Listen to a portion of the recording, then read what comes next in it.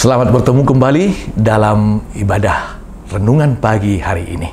Saudaraku dimanapun berada, sejenak kita akan meluangkan waktu kita beribadah kepada Tuhan. Kita angkat pujian bagi Tuhan, kita bernyanyi dari Kidung Jemaat nomor 178 ayat 1. Karena kasih-Nya padaku.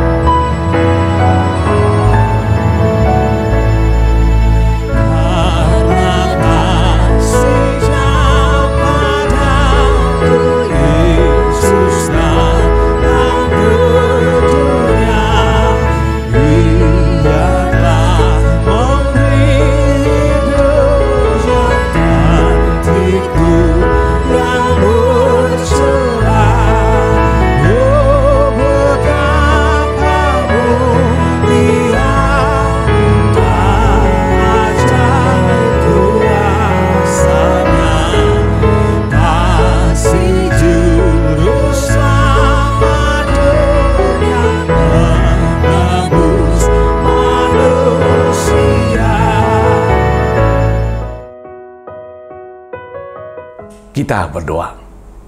Kasih karunia dan damai sejahtera dari Allah Bapa dan anaknya Yesus Kristus menyertai saudara sekalian. Amin.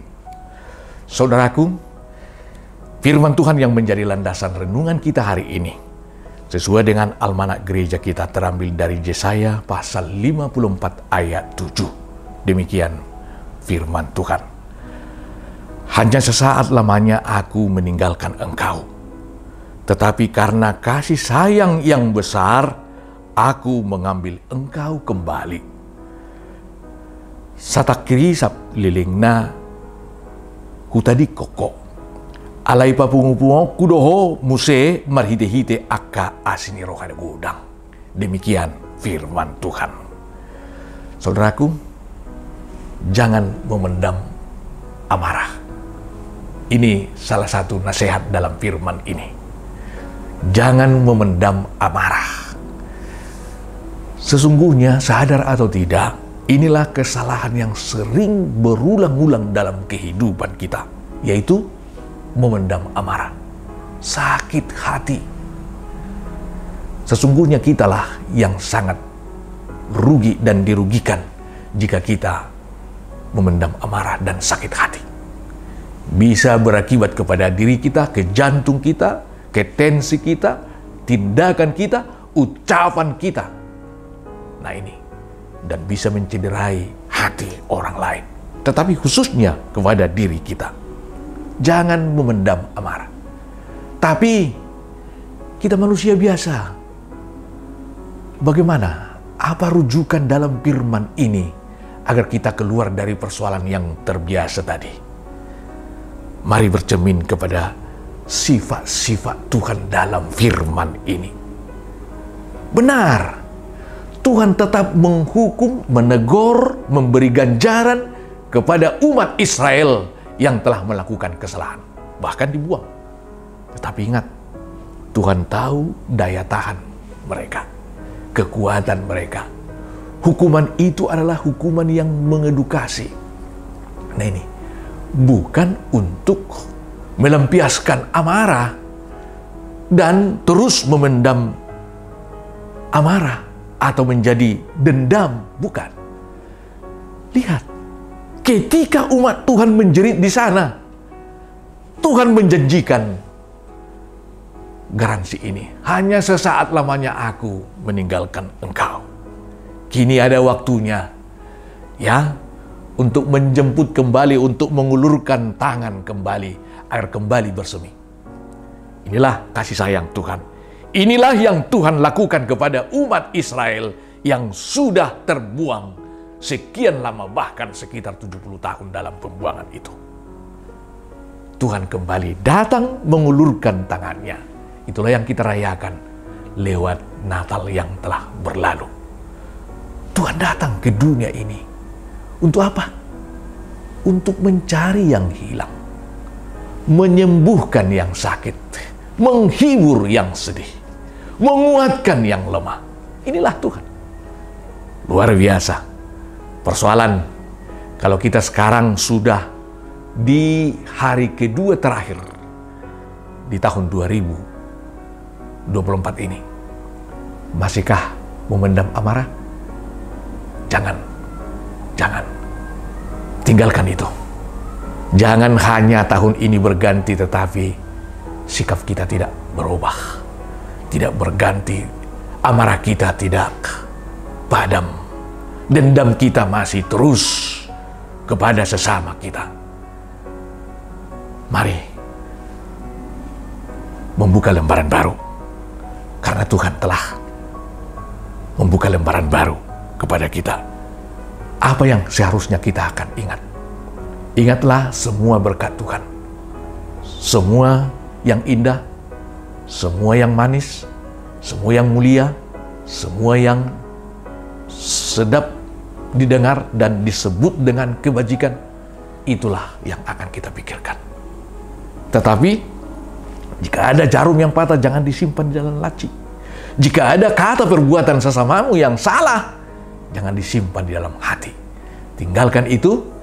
Mari kita beroleh hidup baru dan semangat baru untuk meninggalkan tahun ini dan memasuki menyongsong tahun yang penuh berkat, yang gilang gemilang, yang Tuhan telah akan janjikan kepada kita. Ingat, hanya sesaat lamanya Tuhan memarahi umatnya, tetapi Tuhan akan mengumpulkan kembali dan membangun kembali dan menjadi jera hukuman itu kepada mereka. Maka Tuhanlah yang menjadi Allah mereka dan umat Israel menjadi umat kesayangan Tuhan.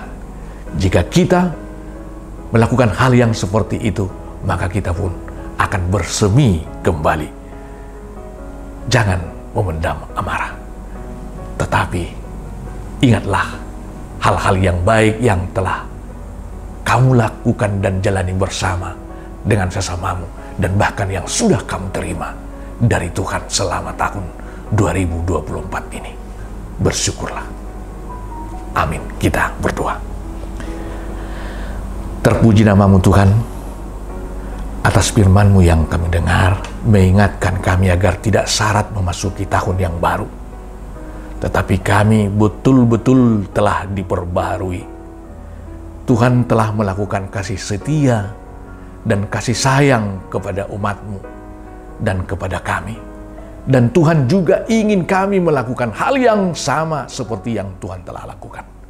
Ajari kami Tuhan menjadi pelaku-pelaku firman-Mu, pelaku-pelaku perbuatan-perbuatan baik, hanya melakukan kehendak-Mu dan menjauhi segala apa yang tidak Tuhan kehendaki dalam kehidupan kami ini.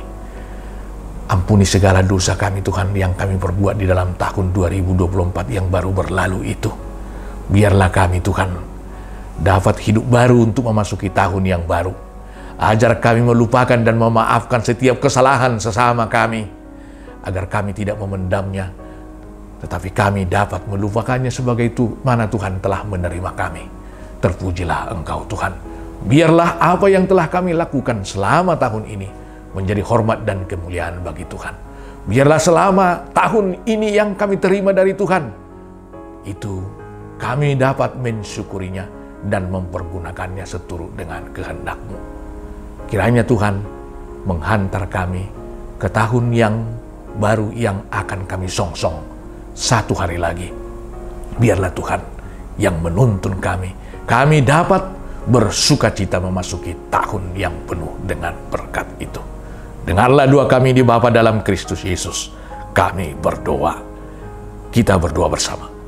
Bapa kami yang di surga, dikuduskanlah namamu, datanglah kerajaan-Mu. Jadilah kehendak-Mu di bumi seperti di sorga.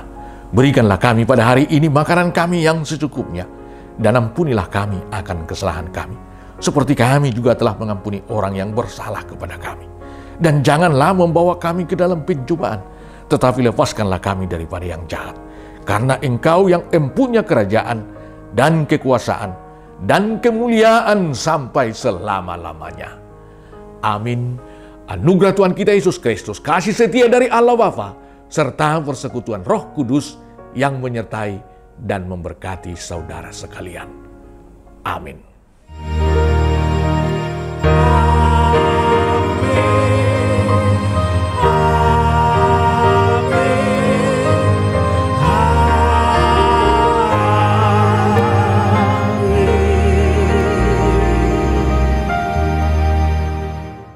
Saudaraku, selamat beraktivitas, selamat menjalani hari-hari hidup kita, dan selamat menyongsong tahun baru.